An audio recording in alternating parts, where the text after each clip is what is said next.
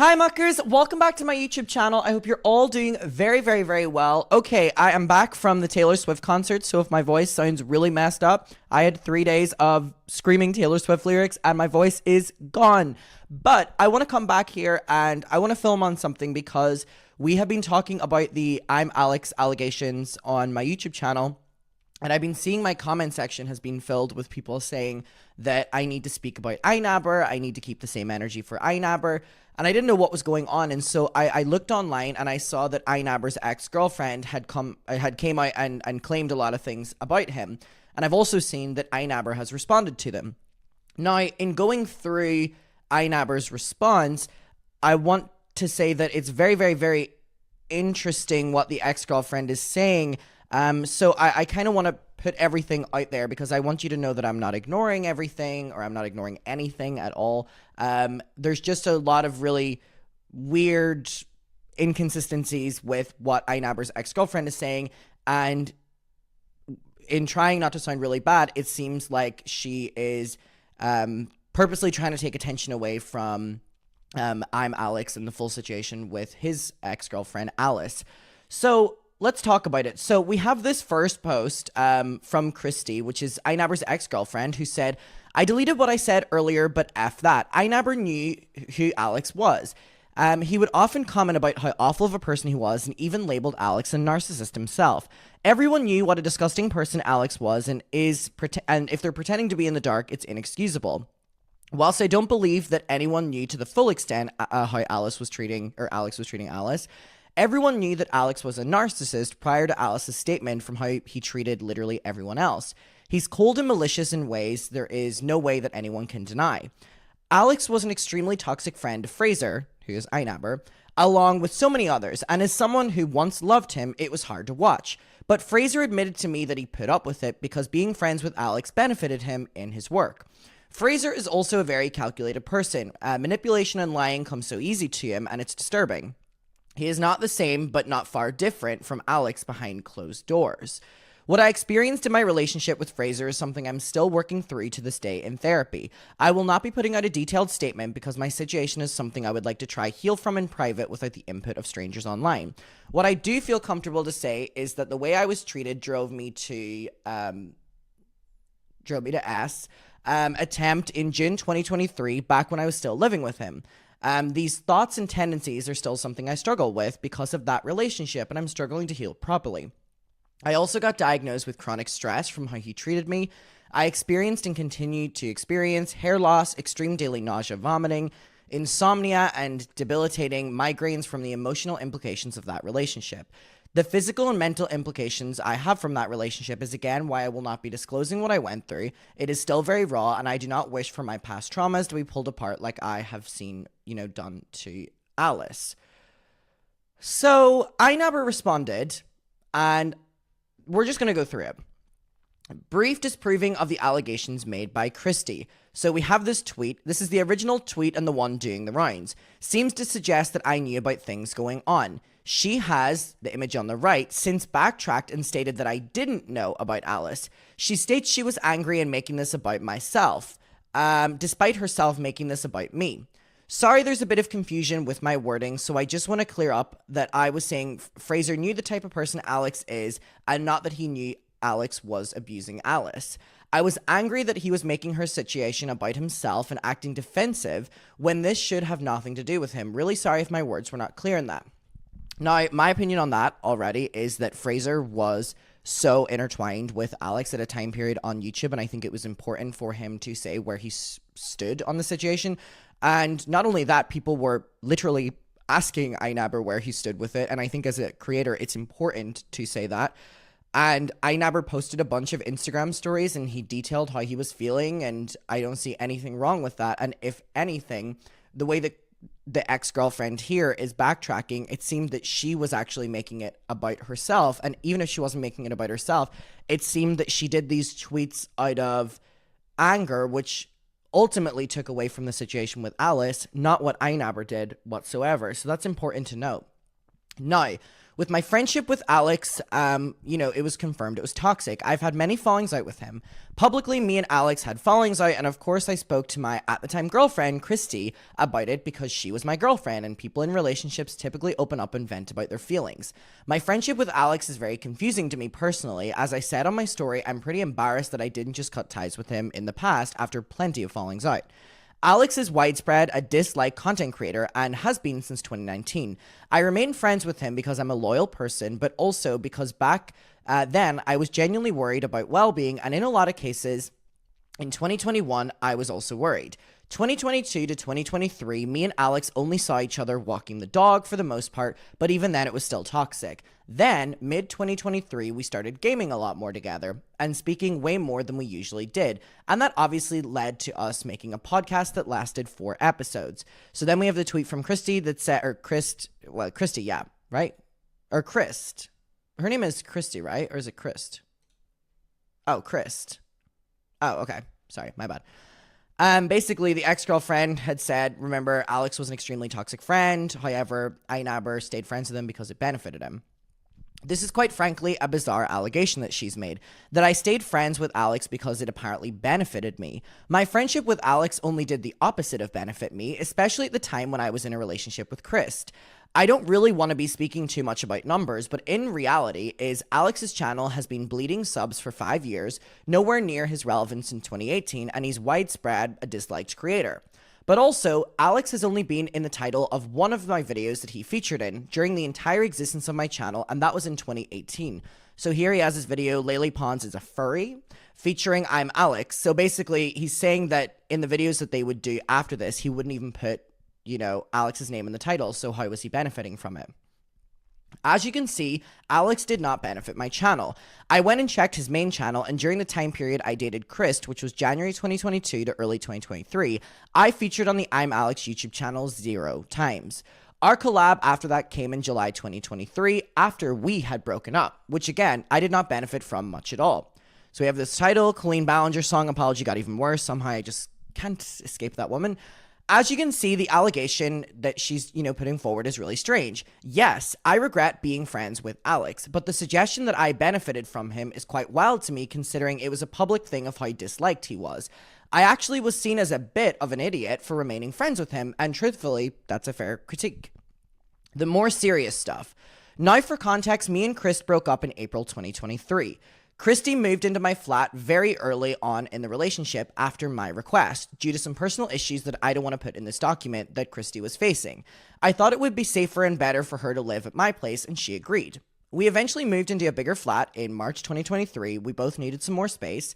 I wanted a bigger spot. It made sense. During most of 2022, Christie didn't really have a space, as we were living in a 2-bed flat, and one of those rooms was my office. After we broke up, Christie remained living in my flat until December 2023. I did not want to make her homeless, and she seemingly had nowhere to go, as she wasn't connected to her family at that point. It would have been extremely unfair for me to have kicked her out. As I said at the beginning, I'm happy for her to take as much time as she needs to move out, honestly thinking that it would be a couple months. You'll learn why I changed my mind after a few screenshots. So let's get on to the screenshots. So we have the one where, Christie said Fraser's a manipulative person, very calculated, lying to him. He's not that much different from Alex. That she was led to so many different tendencies and thoughts because of how much she was struggling to heal from Fraser. Firstly, to suggest that I'm not far different from Alex behind closed doors is an absolutely wild allegation. Alex, based on text, was regularly telling Alice to K herself, calling her a whore and multiple other abusive things. Yes, me and Christie had arguments like any other couple, but it never got to that. Now, this is where we get to June 2023. This is what I'm very confused about, and I understand is a serious allegation, as she's blaming me for a attempt that month. Now, I know Christie has depression and does absolutely have real struggles that I'd never deny, but I've struggled to find any reference of that in our texts. Here's some screenshots of me searching for text related to what I can find. So basically, he's typing in keywords that would be what Christie would be talking about based on her tweets, and nothing is really coming up. They're talking about TV shows, the movie Suicide Squad. There's nothing really coming up, is what he's saying. As you can see from the text, there is no reference here. Now, I'm not saying she didn't attempt this, but if it was my fault, surely there would be some reference to it. But also, let's talk about how Christie spoke to me personally in June 2023. In May of 2023, she went and picked things from our old flat, which was converted into an office for my work. And I went there and found a note, which pretty much was her saying she didn't realize at the time how much she appreciated our relationship, and just in general, she has a lot of regrets. It was a very lovely letter and is confirmed by these texts. So he texted Christie and said, on May 2023, hello, I just read your note and I appreciate it. It was never that you weren't what I wanted. You don't know how much I loved our relationship. So he sent this to her after he saw her letter. But it got to a point where it just felt unresolvable and caused me a lot of physical stress. I feel like every time we spoke in the last few months, it had been pretty much nothing but heated conversations, and I genuinely have started to feel the stress on me badly. It was never about me not wanting something, it was just the way it was ending was, unhealthy for me, mentally and physically. And it still makes me extremely sad that I couldn't continue it, but I just can't see a world where it would possibly ever get fixed. Also, you need to do the work I gave you. So you can actually pay for food and stuff. You can't just live without money. I can pay you in advance to help. This is me acknowledging the letter and note that she gave me, and to say that I had to get out of the relationship because it was causing me physical and mental stress. Christie at the time was also doing work for me because she used to do research for me and edit, which was a pretty good alternative for having a really stressful job. And now this is her acknowledging the existence of the letter. So basically he's saying this because Christie is saying online that this was the time period that Fraser actually made her want to die, basically. But based on this evidence, she had allegedly actually written a letter on how much she missed the relationship at that time period. Like that time period that she says that he was, making her so sick with stress, she allegedly actually wrote him a letter on how much she missed him. So then she texts, it's sad for me that you don't remember the nice times we've had over the past couple months. Things were getting better, and then the dog attack happened and everything backslides. I wish we tried to fix the communication issues when we brought them up ages ago. I still really want to try because I've had so much time to reflect and know where I could have done something differently or approached situations differently. Relationships have came back from worse. It just depends if you really want it or not. Can't tell if this is the cancer. Can't tell is the cancer of happen, as they say. Don't know what that means. But I understand you don't want to, and although that is heartbreaking, I can't force you to do something you don't want. I think I just got confused with what was going on. Actually, if I was still working for you or not. So again, during this time period, she was actually texting him that, she wants them to work on the relationship she misses, and he's saying that, I don't want it, it's not good for me. As you can see, she refers to a lot of bad things that happened in our relationship, such as Kenji, my dog, biting Christie, which was a very bad, public thing. But as you can see, a month on from the breakup, she wanted to continue, saying that it's heartbreaking that I didn't want to continue the relationship. For note, at this time, I was very depressed. My dad shortly before had a stroke, and then at the end of May, a childhood friend of mine committed. So I wasn't in a good space, especially to try and fix my relationship, but also have sex, which comes into context in the future screenshots. I wouldn't really mention this, but my libido was lowered massively by depression caused by these traumatic events. But now I need to show screenshots from June. As you can see in these texts throughout June, Christie was very persistent on wanting to get back with me, which was the time period she said that, he was the worst to her. And I understand that it was a terrible time. She went through a traumatic experience, but also was having to live with her ex. But to suggest that I was the cause of her attempt, when she was speaking to me like this, is an outright lie. As you can see, I was blunt, but she was my ex. I didn't want to be with her, and she was, it was starting to feel very, very, very pressured. It was at this point my stress started to get really worse. Genuinely dealing with this was so unbelievably stressful and made the living situation even worse. And you can see that I was feeling bad before these DMs and the screenshots below. Okay, so these text messages are from Christie during this time period. I miss you. We have to talk at some part. Sleep well. How are you feeling? Do you think you could come over, or I could come over to you at some time today? So these are all from like mid to late June. I understand that you're busy, or maybe you're ignoring me, or maybe both, but Frey, I love you and I really can't let go of you. If there's any chance you still love me, then this is worth a proper conversation. Can I at least get a reply? And he says, sorry, I've been in and out of sleeping. I don't really think it's a good idea to chat today. I'm so dead, LOL. She said, I was upset with the relationship too, but I knew it was because I never knew what you were going through, but I felt so distant because of this. It kills me that I can't be there for you right now. If I knew what you were going through, I would have tried to help you and wouldn't have, taken things so personally. I feel awful for taking so much shit to heart because I didn't know what was going on. I love you, and it's been so hard not having you here, even though we weren't perfect. I wish we just talked. I hate that we didn't. He said, what about yesterday? You knew what I was going through and you still pressured me on something. She says, I was panicked because my journal got moved away when it was tucked. He said, you always say things like this. Then she goes, are you here? Thanks for letting me crash on your cinema date. It was so nice spending time with you. Hope you had fun at your gig. So this is the 15th of June. She says, thank you for hanging out with me. I love you, Frey. I hate this. I wish you could have just come home. We can talk this out. The next day, she messages, hope you have a good day. The next day, would it be okay for us to talk? He says, I'm just not sure what you want to talk about. She says, we can talk over coffee. I would just like the opportunity for us to actually talk and listen to each other. So basically, this time period that she is honed in on when she is doing all, there's fly in here. Oh my God. Hello. This time period that she is tweeting very publicly that was the worst time period of her life. Like she needed to escape Fraser. She's actually begging for him to give her any sort of attention, basically, which is a very manipulative way to spin the story.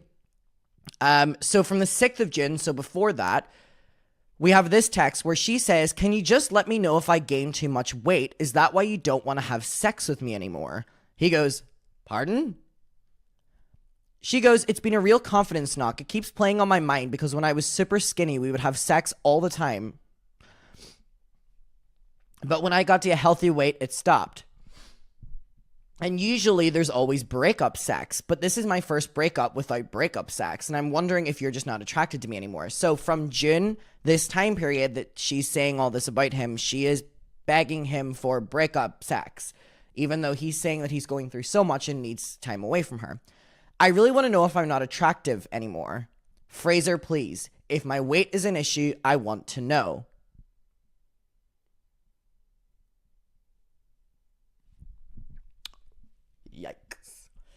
Yikes. What am I supposed to say here? Obviously, I went on to say that isn't the case, but DMs like this were starting to make me uncomfortable, and I really didn't ever want to share this, as this was a breakup in a bad situation. I obviously knew she was going through it, but to shape it up like the way she is isn't the reality. It isn't fair. Not having sex was a massive issue in the later stages of our relationship, which was caused by my medication that I was on. But also in 2023, my depression was boosted by horrific events that I previously mentioned to do with my dad's stroke and my friend's passing. These things happened before the breakup and after the breakup, but yeah, I didn't want to have breakup sex. These texts also made me uncomfortable. And then with this text at the end of June, she told me she was being constantly crushed by the hormones that her birth control was causing her. Stating that she feels better now that she's off it, but to me personally, it seems like she was very much so blaming her feelings on birth control, not on me. Again, I'm not denying that she was obviously feeling terrible, but to pin it as my fault and not hers is not fair. All right, so she goes, coming off birth control, to be honest, I'm not being constantly crushed by negative emotions due to hormones. I can sleep so I have more energy, and journaling has helped me through some stuff. 2 months of birth control, or I assume that means probably off, is wild how much of a difference it has made. All right. So basically, she is saying, she's kind of like passing blame and stuff. Another thing to mention is that not like we're trying to be friends in June. We even had a day where we went to the cinema with each other mid-June. You can see her saying basically about going to the cinema. I'm here. I think I forgot how close I was. It was the station. Oh, I need to put Kenji in. You want to hurry, by the way. It's saying there are big delays. Let me know when you're here. I'm in the middle of the platform. I'm not coming to the station. KK, are you here? Thanks for letting me crash on your cinema trip. As you can see, we went to the cinema trip after she asked to come out with me, and we had a nice time. And then she shortly followed it up by telling me that she loved me and wanted to talk this out. I was genuinely just trying to be a friend and nice. I was living between flats where sometimes I was sleeping on an air mattress in my office or sometimes on a sofa bed in the second room in our actual flat while she had the main bedroom. Bearing in mind, she never asked me to do this. I just did it so she could feel comfortable. Even after this, she persisted in telling me how much she loves me and can't let me go, asking to come over to my office where I would be most of the time. So basically her saying, I understand if you're busy or maybe ignoring me. I just want us to talk this out. Can I come over? I had so much fun. So yeah, as you can see, this really isn't adding up. Again, I know she was going through it, but she previously mentioned that I'm not far off from Alex. This whole scenario was making me have severe mental breakdowns, especially towards the end of her living at my place. One time I broke down when drunk in tears about everything. This situation has taken such a toll on me. But let's move on to the final thing. This tweet about me is the most irresponsible part of this whole thread. I totally understand she was having a terrible time. The situation we were in, it was extremely difficult. We were arguing and ignoring each other. But to say physical implications is a wild thing to phrase, especially saying that I'm not, saying it after I'm not far off from Alex, who was accused of abuse, part of it being physical. So basically, this is her saying the physical and mental implications I had to deal with. And of course, since then, she's backtracked and clarified on what she actually meant. Without deleting the original tweet, while I appreciate she clarified this, and in terms of the mental implications, of course, living with your ex for 9 months will cause so much stress, but it was an unfortunate situation that we both find ourselves in. And then this is Christie saying, no, Fraser did not physically touch me. It was just chronic stress. So basically, she's like walking back on everything, but like all the allegations are still out there. All right, my guess, I genuinely thought I had something wrong, like diabetes, as my body was not functioning correctly. Turns out my blood pressure is and I absolutely fucked. And even to this day, I'm trying to reverse the side effects from the stress I had over the 2 years, which doesn't just come from Christie, but plenty of other things. Things really went sour in the ending months of our relationship when I started bringing more friends around, some being female. Whilst these friendships at the time were all platonic, it obviously caused a lot of issues in public posts from Christie referring to the situation. One instance, a friend was over hanging out with me, and my friend was wearing an oversized jumper, funnily enough her ex-boyfriend's jumper, and shorts. This caused an argument. I was not dating this person at the time, and I also had other people over, and there were no problems. But this caused so many arguments and tensions, and this took so much of a mental hit on me, and I just had more crying breakdowns, and my blood pressure got worse over time. Obviously, we had a lot of arguments in this period, but nothing different to what anyone would if they had to live with their ex for 8 months. It was a difficult situation. But going back to her post, she made follow-ups about confusions that may have been caused by her wording, just showing how irresponsible the tweets are that she made. They are dangerous and have caused so much speculation that is once again affecting me mentally, but also tarnishing my reputation. I understand Christie was having a bad time, but her statements do not reflect the situation, and to say that I'm not far off from Alex, and I've given her physical and mental abusive things, based on, Alex having them, it's an outright lie and it disgusts me. I never told Christie to K herself. I never insulted her looks or anything. We've had arguments that exes have in reference to living situations, or if I asked her for a deadline for work.